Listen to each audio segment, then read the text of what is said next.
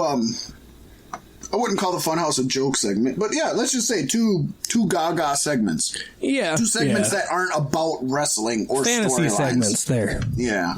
Yes. Paystee, even though WWE isn't giving us the best in the WWE universe, Ring of Honor is going to try to give us the best in the world. Yes, they are. So with that, we have Ring of Honor's 2019 Best in the World pay-per-view predictions. That's right. Beef sticks picks, baby. Picking the dicks. Sometimes the chicks. Depends on the matchups. You know, sometimes chicks with dicks. It's Hey, 2019. sometimes. It is. They all deserve the lovin'. That's kind of 2006, though, isn't it? It rhymes. It's got to be true. Chicks with dicks is so 2006. I'm going to write a rap. There you go. Yes. So the pre-show sees Roosh versus Flip Gordon. Roosh. Roosh. I like Roosh. I gotta give it to Flip. And I think if anybody goes to AEW from ROH in the near future, Flip would be the guy. He was the one getting real buddy-buddy with the Elite before everything started going down. And so ROH wants to keep him happy, I would assume. Yeah, you know, I could see both of these guys actually fitting in very well in AEW, especially Roosh with the international market, which they're obviously trying to tap into at this moment. Flip Gordon was that Double or Nothing, though, in the backstage segments and shit. That's true. That's true. I'm going to go with Roosh. Roosh has been making a name for himself. He's been getting pushed. And not that Flip Gordon hasn't. He even had a feud with Billy Ray where he won. So obviously Flip's being pushed. But I'm going to go with Roosh. I think Flip is where he needs to be right now. He could always grow from here, but I think he needs to move on to grow from here. I think Roosh could really use this one, so I'm going with Roosh. Of course, folks, this is the pre-show, so as we've mentioned in the past, pre-show doesn't mean shit. So we're just telling you our picks for bro points, not real points. Bro points. Oh, what a world it is coming in the first match. We've got Jay Lethal versus Kenny King. This one is just going to be an amazing match. It's crazy that it'll be kicking it off. It'll set it off to the right pace, that's for sure. It definitely will. These two have met in the past before. Anybody who's listened to the show, two of my favorite wrestlers. I love both of these guys. I'm always a Kenny King mark. I'm always a Jay Lethal mark. I might like the character Kenny King a little more. I might think that Jay Lethal is a slightly better professional wrestler all around. Obviously, Jay Lethal has the accolades with all the titles that he's won. Which means it's kind of time to start passing it down, doesn't it? This would be a good torch to pass to Kenny King. The only thing is, they always seem to sleep on Kenny King, and I don't think he's going to be the person that anybody passes a torch to, at least not in Ring of Honor. I'm going to stick with Lethal. I think Lethal takes it because they just, every time I bet on Kenny King, and I'm sorry for the pun because he's a Las Vegas native, but every time I bet on Kenny King, I go up empty, man.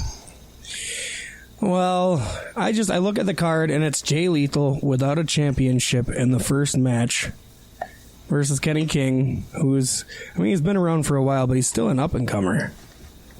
Yeah. I gotta say King is going to take this one, just for his location on the card. Yeah, it wouldn't be bad. And honestly, I could see either of these guys winning, and I'm okay with either of them winning. Right. And as always, the card could be in a different order, but usually outside of WWE, they're pretty good about that. Usually.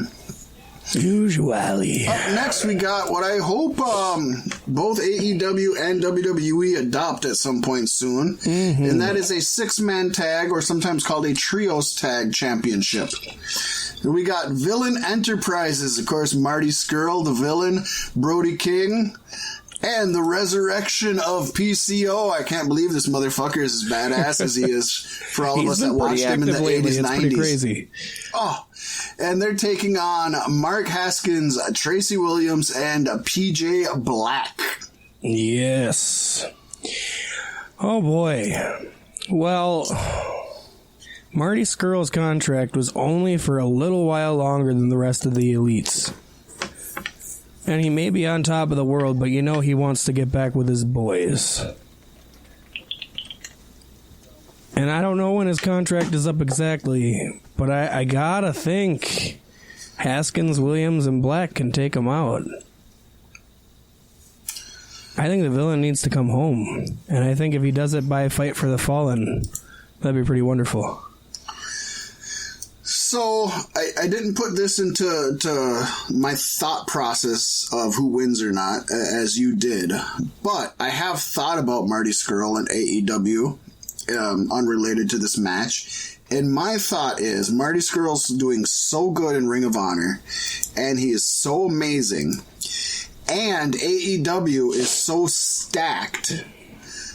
I would love to see, and I would almost say it would behoove Marty to actually stay out of AEW for a few years, 6 months, a year, 2 years. See, I think 3 years is even feasible. Like right about the time Jericho leaves, then you go in. And he could come in and be a huge deal and have a already written storyline there. Yeah. So I would love to see Marty. And if Marty joins AEW tomorrow, I'll mark out and I'll watch every match. I'm not saying that, but I would love to see Marty actually hold off for himself and for AEW. Dude, you want him to have fresh Moxley stuff. Would be some shit, wouldn't it?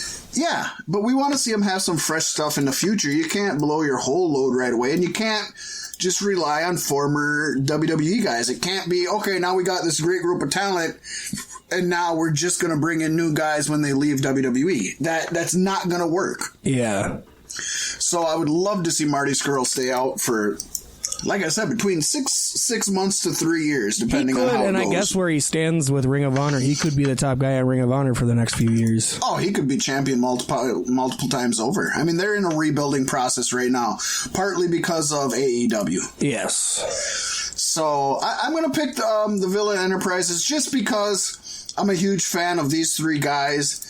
And other than PJ Black, I'm not a huge fan of the other two, Haskins or Williams. So, yeah, I'm loving it. So I'm picking Villain Enterprises. We're going to go VE, baby. Which moves on to the tag team match we have, a women's tag team match. The women's champion of Ring of Honor, Kelly Klein, is teaming up with Jenny Rose to take on the Allure, which Velvet Sky insists to us is nothing like the Beautiful People, which is the team of Angelina Love and Mandy Leone, of course, with the managerial skills of Velvet Sky. Nothing at all like the Beautiful People. Nothing. Why would you even think that, Paystee?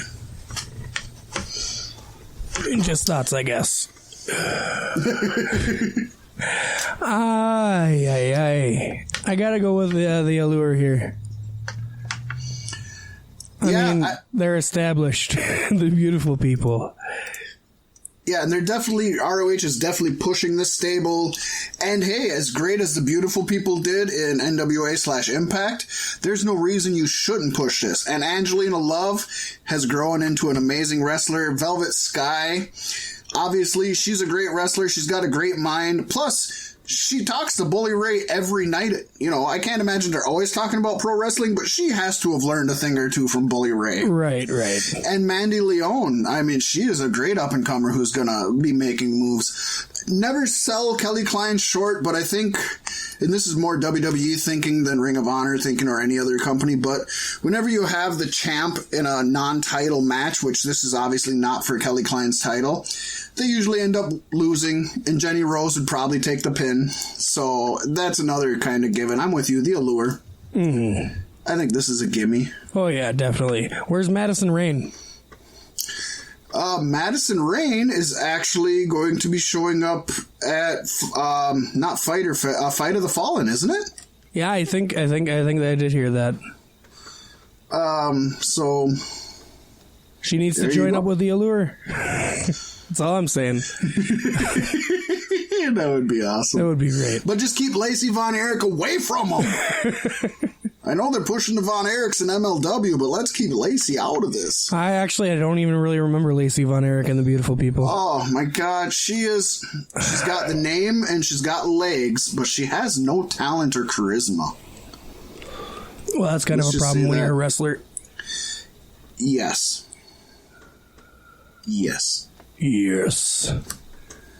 So up next, we've got the pure or scientific rules match with Silas Young versus Jonathan Gresham. What the fuck is this?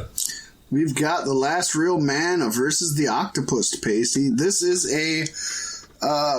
just what it says. This is a pure match. This isn't fucking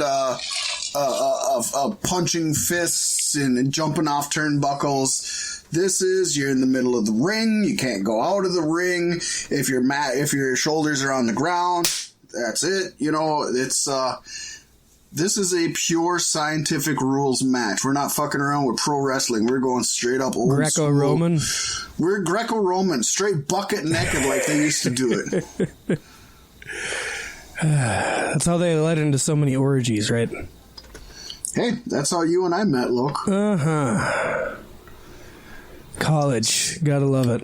So this one really hurt me, Paystee, because the pure scientific rules go in the favor of Jonathan Gresham, who is such an amazing tactician of the mat and such an amazing master of holds that his nickname is the Octopus, because he can stretch you any which way. And he seems like he's got 8 arms at once. But sometimes in pro wrestling, that means obviously this is their match, so they're going to lose. And the underdog is going to come through. It's hard to see Silas Young as an underdog ever. But he was with Beer City Bruiser, wasn't he? Yeah. Okay, that's where I remember him from. So, yeah, this definitely wouldn't be his wheelhouse. He's more of a smash and pound kind of guy.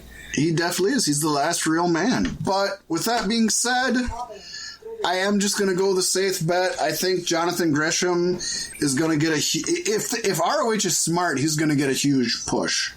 So I'm hoping he gets a huge push. I think Silas would be fine doing the honors for him, especially in something like this. I'm going to go with the Octopus Gresham. I'm going to play the other side of the road. I'm going to go with Silas Young. Just for shits and giggles. Well, there's a lot going for that, as I just laid out. Right. I mean, if all you got to do is get his shoulders to the mat, there's a chance. I don't know. I haven't kept up on the weekly series of ROH. Honestly, the only weekly series I've kept up on is MLW, and I hate to say it, but it's true. So I almost wonder if there's like judges, and if it goes to rounds or whatever, their judges determine who wins it. Which we're going to get into later on, too, which is going to be interesting. So, yeah, I'm not sure, but obviously this is set up to be Gresham's wheelhouse, and obviously to be something Young is definitely not used to. Yeah. So good. I'm glad we're both picking opposites there, because this one's going to be an interesting match. It could be great or it could be awful, depending on the chemistry. Yeah. Well, the next match will definitely not be awful, because it's a tag team match featuring the Briscoes. Them boys! And not only that, but they're taking on NWA World Champ Nick Aldis and a partner who's to be determined, which is also our tiebreaker for the week, Fat Mac. That is. And of course, folks, if you didn't know, Nick Aldis was supposed to be teaming up with NWA national champion Colt Cabana, but he's tied up due to lawyers and CM. Oh, wait, no, that's a story coming up. No, he's injured. He got a staph infection. We might talk about. Actually, I'll just knock that one out right now. Hey, don't take your medication to the airport. Oh, that was a yeast infection. Yeah, that's a yeast infection. Or maybe Sorry, I don't even Xbox. have that on there. Anyways, he has a staph infection, and he's not going to be able to make it. So he's out. And to be determines in. This is a good time to bust out the tiebreaker, Paystee, as you mentioned. Yes, indeed. And our tiebreaker for the week is, will David Arquette be Nick Aldis's partner? Now, beforehand, there was 2 options here. But I like to live dangerously, and the option was up to me, so I chose David Arquette. And I chose yes. So easily, I think anybody in the Las Vegas betting odds would say that the answer being no is probably favorable. So you are living dangerously, albeit this only matters if I we really even have hope a David tie. Arquette isn't